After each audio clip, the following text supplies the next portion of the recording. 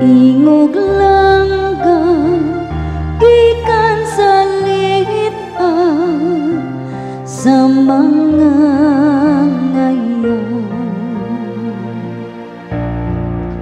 Kung wala pa nakikuban ang Ginoo kanato sa pagsukol sa mga tao, bato kanato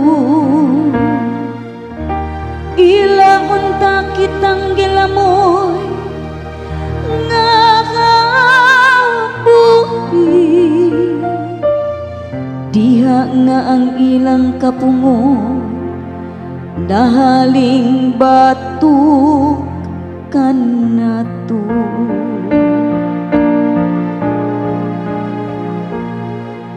Ang atong kalag na kaling kawas ingog langgam gikan sa liit-an sa mga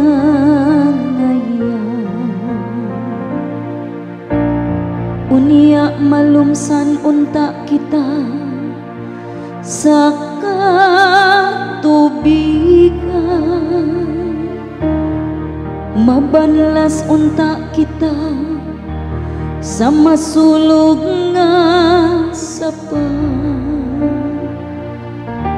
Lapaw ka nato maharus unta kita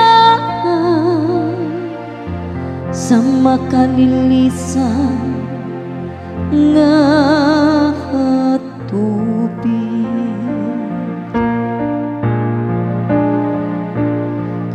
Ang akatong kalag na kaling kawas ingog langgam gikan sa liit-an sa mga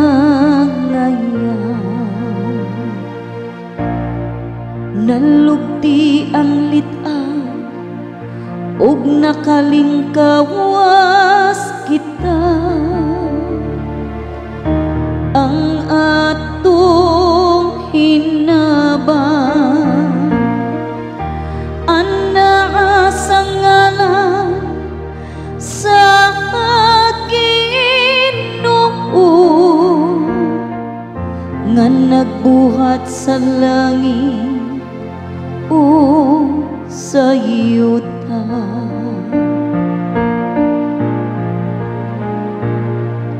Ang akatong kalag na kaling kawas ingog langgam gikan sa liit-an sa mga